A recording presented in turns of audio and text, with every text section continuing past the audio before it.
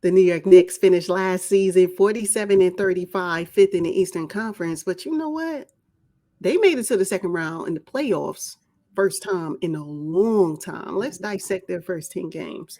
You know what? I'm looking at their first 10 games, and do I see three sets of back to back? Am I did I look at that right? I had to double take that back to back Hawks Pelicans 27-28, Cavs 31st and 1st, and then a back to back Hornets in Boston, November 12th and November 13th. What the league said, boom, y'all gonna get these back to backs early in the season. I was like, oh my God, they're gonna be exhausted. And you see this travel schedule? I know. Oh, Yeah, they're gonna somebody be did them dirty. exhausted. Oh, yes. Hmm. Who they make mad? Tibbs, was it you? Oh my gosh, this schedule, first 10, is really a tough travel schedule. I Because was look at thinking, it. They travel Atlanta, then they go to New Orleans, then they go to Cleveland, then they go home, then they go home, then they go back to then they go to Milwaukee. What? I don't know I'll who be did this. exhausted. Yeah. And it's going to be on center stage for all of us to see because I'm looking at 6 NBA televised games. Yep. And you know that's all because of Jalen Brunson. Welcome to New York City. I mean, because You hey, this didn't happen last season or the Oh, it did season not. prior. It did Hmm. not.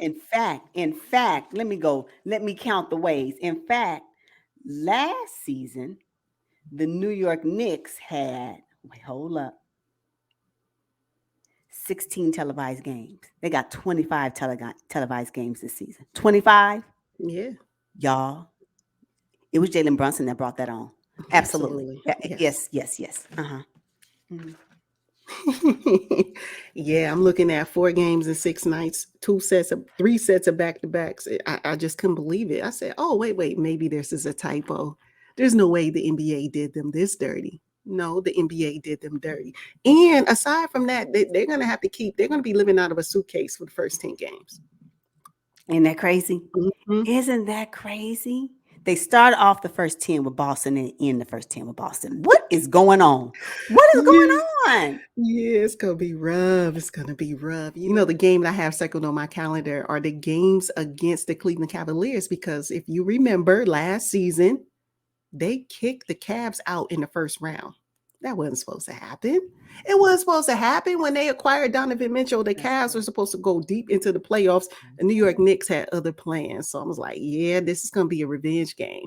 And they played them twice in the first 10. Can't wait to see it. You know, I have the opening game circled. I am interested in seeing how they start the season. What would the home game opener look like for the New York Knicks? You know, it's going to be a lot of fanfare, right? So can they at least ESPN nationally televised? Can they win their first game? So I have that one circled.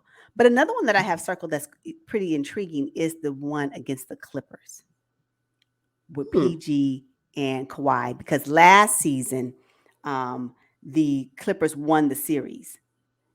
They beat the Knicks twice. They played them twice, and the Clippers beat them twice.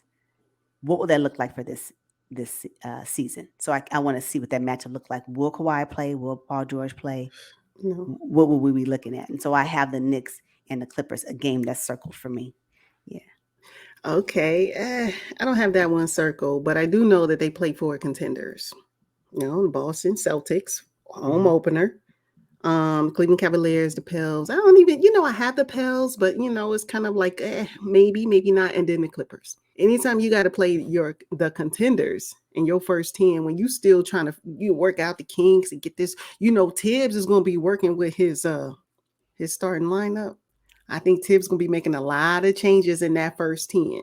So unfortunately for the New York Knicks, still have to work out the kinks on Yeah. national TV. Yeah, it's just how it Yeah, goes. it's how it goes. You know what? Another thing I'm really interested in seeing how they will utilize Dante DiVincenzo. Will we see a repeat or resurgence or a redo of what they did in Villanova? Will we see that again? Like, how will that work? Is it even possible? And I just can't wait to see what happens because somebody's going to be losing some minutes, Yeah. and I want to know who it's going to be to Have a try to good feeling. incorporate Dante DiVincenzo in this mix. Who's going to be losing some minutes? Have a good feeling it's gonna be Quentin Grimes. Yeah. You know, one of the challenges I have for the New York Knicks is I think they're going to be struggling with role identification and stabilization, right? Exactly. Oh, that's Yeah, good. because RJ, he's going to be fighting for his starting role because I believe that Josh Hart's going to take it. I think Mitchell Robinson is going to be fighting for his because I believe Isaiah Hartenstein should take it. Julius Randle's going to have to accept his backup role. He is not 1A. In fact, he's 1B, maybe Maybe. number 2. Just saying. I'm just saying, I can support a number 2, Julius Randle. Go ahead on. You know what? Because you can actually be victorious in this new setup if Yes. you accept it. No, Yes. I have to agree with you on that one. It's just adjust your mindset to get these chips. Like, what else to say? You know what? And Emmanuel, quickly, how often will we see you this season coming up?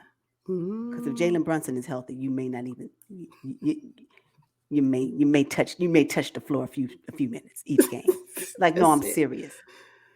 Yeah. So I don't even know what the starting lineup is going to look like by game 20. I don't even know what we're going to be looking at. And if Tibbs is as bold as he's been in the past, anything's possible. Anything is possible because he may have the guts to throw out Hart, Brunson, and Jalen Brunson. He may say, you know what, let's see the Villanova Wildcats in New York City. Let's see See what what it this is gonna do. look like. Yeah. Let's see what it's going to do. And you know what? I'm here for it. Just try it out. If you're going to try it out at the top of the season. If it's successful, roll with it. And then if you need to switch it up mid-season, at the end of the season, do all of that. You want to be able to have the personnel on your roster where you can make those adjustments. And I think they have that, if nothing else. And so that's a kudos to what the New York Knicks, has tried to establish going into the 2024 season. Enough to be able to make some adjustments and see what works. Throw it up, throw the spaghetti against the wall and see what sticks. Hey. When the noodles start flying off, put somebody else up there. It's just what it is, right? Yeah. Oh my gosh. Okay. All right. So now looking at this first 10, we already identified that it's gonna be tough. Living out of their suitcase.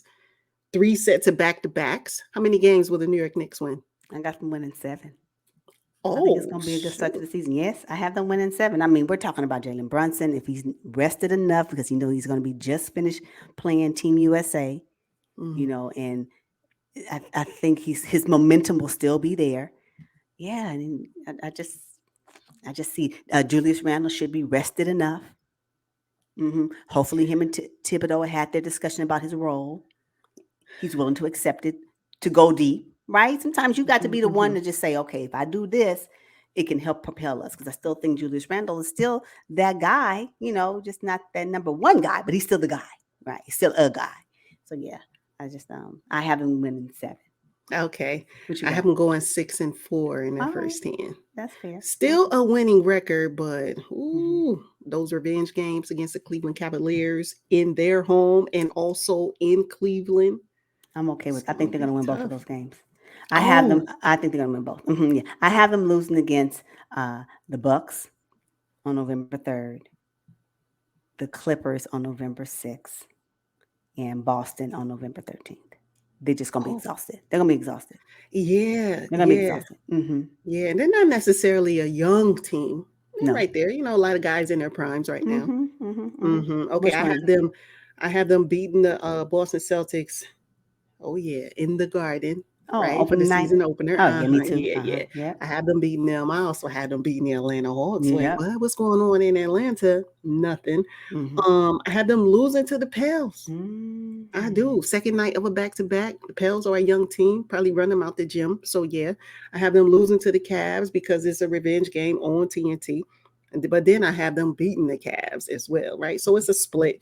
And then I'm have them winning against the Bucks, losing against the Clippers, beating the Spurs and Wembayama. Like, what is that?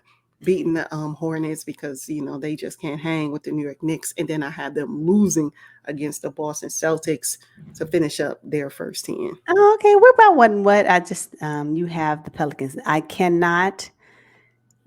The difference between the Pelicans, any team that goes up against the Pelicans, the difference between a winner or a loss is if Zion is playing. And I'm still uncertain about that. That's the reason why I have them beating the Pelicans, because I'm not certain if Zion is going to play. And if he can, because I believe Zion is a difference maker and a game changer for the Pelicans when he's available. So, yeah. Yeah.